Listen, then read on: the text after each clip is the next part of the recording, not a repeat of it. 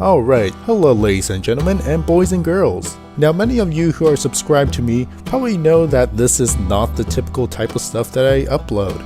But after doing things the same way for about 7 years now, I decided to try something a little bit different. And one thing I wanted to talk about for the past week was the cancellation of Mexico City's new airport. Now oddly enough, there hasn't been a lot of people who are talking about this, possibly because there's been a lot of other crazy news that's been happening lately. Now, I wanted to make this video mostly because of this airport's cancellation, but as I was going through the history of other airports, I realized that there had been a lot of other airport projects with troubled development, and therefore I thought it was interesting enough to make a video about it. So, Mexico City's new international airport was designed to be one of the most sophisticated airports in the world, and also one of the most expensive. An estimated 290 billion pesos, or around 13 billion US dollars, was to be spent on the project. It would be the most expensive airport project in the Americas. The airport did look pretty cool though, because it was designed by the famed Norman Foster, who also designed the terminal of London Stansted, Hong Kong's new airport, and Beijing Capital Airport's Terminal 3. And the new airport was designed to be one of the largest in the world, perhaps a little too large according to the people of Mexico. Not only was the project pretty expensive, there were allegations of ongoing corruption, and there were also concerns about the environmental impact that the airport would do to the old drainage basin it was built on. Then, between October 25th and October 28th, Mexico held a national referendum on whether the project should continue. On the ballot were two options. Option 1 was to keep the existing airport project, and Option 2 stated to improve the existing airports of Mexico City and Toluca, as well as the building of a new airport at the airbase of Santa Lucia. The Santa Lucia Air Base is located some 40 kilometers north of Mexico City, and the cost of building a new dual runway airport there would cost around 70 billion pesos, or around 3.5 billion US dollars, suggesting a much more modest design. And as a result, the second option would result in the cancellation of the existing airport project. After the vote was tallied up, it was revealed that 70% of the voters went for the second option. Now I do want to point out that only around 1% of Mexican voters actually participated in the election. Regardless, the new Mexican president-elect Andrés Manuel López Obrador said he would honor the vote and thus cancel the airport project. Now this is somewhat unusual because most airports that do get cancelled are usually cancelled before construction begins. But in the case of Mexico City, about 30% of the airport is already complete, with billions of dollars already spent. And because of that, supporters of the airport project have said that the cancellation was a massive embarrassment to the world. An embarrassment? Maybe. But if you believe that this is going to make worldwide headline news, you probably have no idea what's going on around the world right now. And secondly, you should turn that frown upside down because there have been plenty of other embarrassing projects from around the world. Despite being one of the best airports in the world, Hong Kong's Chalapgok International Airport actually had a troubled history.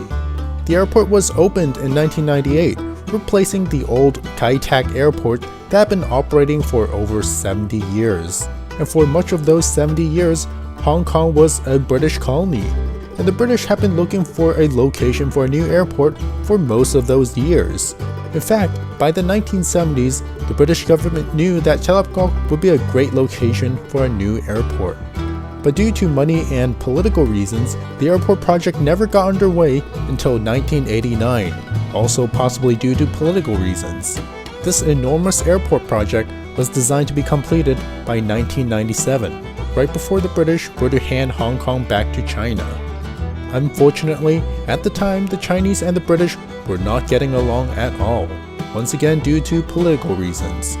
And during much of the project, could not even agree on how to finance the airport, delaying the opening of the airport until 1998. Even with the delay though, the airport project was incredibly rushed. It was estimated that an airport of this size should take around a decade to complete, and Hong Kong would do it in 7 years. So in July of 1998, old Kai Tak was closed and the new Chalapgok International Airport was officially opened. and the opening day turned out to be a complete disaster. In the rush to complete the project, much of the airport systems were not properly tested, and on the opening day, many of the airport systems failed. This included the failure of the info system, the luggage system, and even the water supply. But possibly the most devastating failure of all was the cargo handling system. During the opening days, cargo was just seen lying around, in fact rotting because the handling system could not process them correctly. And this is extremely bad news, especially because Hong Kong is one of the largest cargo hubs in the world. As a result, millions of dollars worth of cargo was left rotting on the ramp. In fact, things got so bad that they had to reopen Kai Tak's old cargo terminal for all imported cargo from the new airport. It was joked that Hong Kong somehow managed to spend $22 billion to create an airport worse than Kai Tak. Or perhaps the legends were true, that the troubles of Chalapgot was a curse cast upon those who dare to slay the spirit of Kai Tak.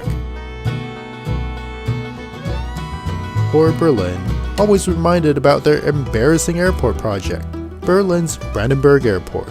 It was intended to replace Berlin's Tegel Airport in 2012, but then that day was shifted to 2013, 2014, and on up to this day, where it still remains unopened. The project was hit by a plethora of problems. One of the first to pop up was a fire smoke extraction system. You see, in an event of a fire, smoke needs to be vented out of the terminal. Unfortunately, some not-so-engineer engineers designed a system where smoke was vented from the ceiling down into the basement to be vented out, a task made extra difficult because smoke rises. Now, fire safety is a big issue, especially since the Germans had first-hand experience when things went tragically wrong. Eventually, it became evident that fire safety wasn't the only issue at Brandenburg. There were not enough check-in counters, wiring systems were not installed correctly, and the roof turned out to be twice as heavy. And the list goes on and on. By now, the earliest projected opening day would be sometime in the 2020s, even though the terminal itself was more or less completed in 2012, sitting vacant for all these years. What was meant to be a modest €3 billion project swelled to $7 billion, a number that will keep on rising as the delays continue. It's been suggested that by this point, it may be wiser to just simply tear down the terminal and rebuild it from scratch. And it may not be such a bad idea, given that the terminal would not be big enough to handle the projected passenger traffic of the 2020s. That means that new terminal construction will probably need to take place regardless of whether Brandenburg keeps their old terminal or not. But whatever they decide, the airport will eventually open. It's only a matter of whether it will be in 2020, 2021, or on and on. Our final stop brings us to Tokyo's Narita Airport, and yes, I know it's pronounced Narita, but I'm gonna be using the wrong pronunciation so that you guys don't need to call me a weird pretentious nerd. So, if you have ever been to Narita, you probably noticed some strange steel towers and protest signs around the perimeter. Weird. And if you look from above, things become weirder. That's because the locals and the airport have had a troubled relationship, going all the way back to the 1960s. At the time, the Japanese government was looking to replace their small Haneda airport.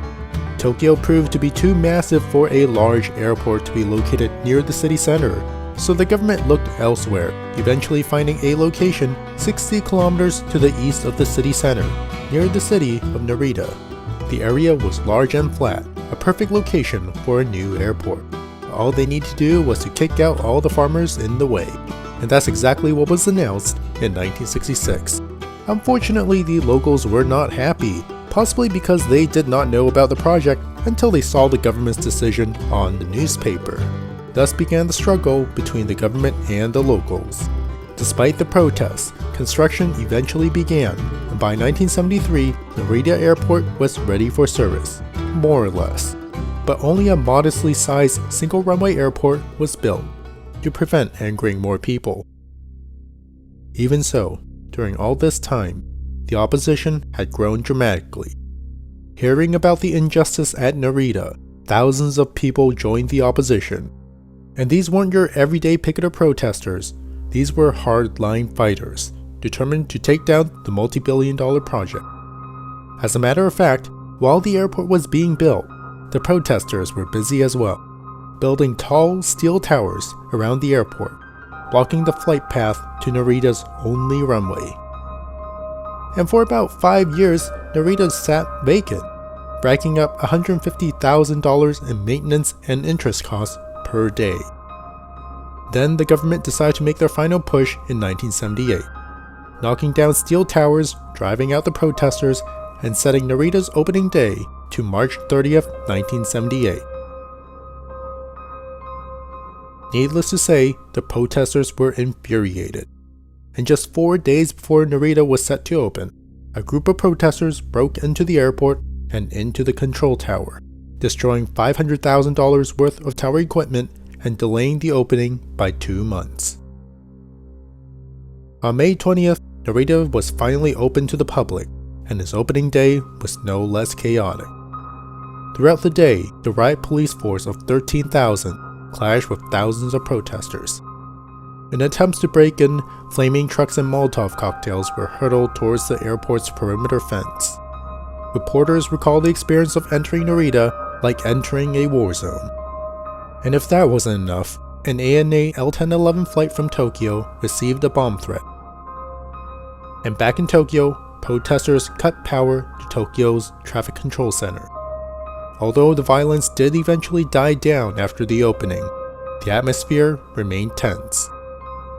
Up until 2015, ID checks were required when entering Narita, the only Japanese airport to do so.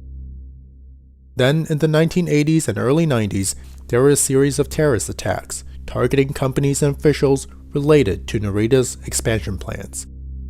But after that, things began to cool down.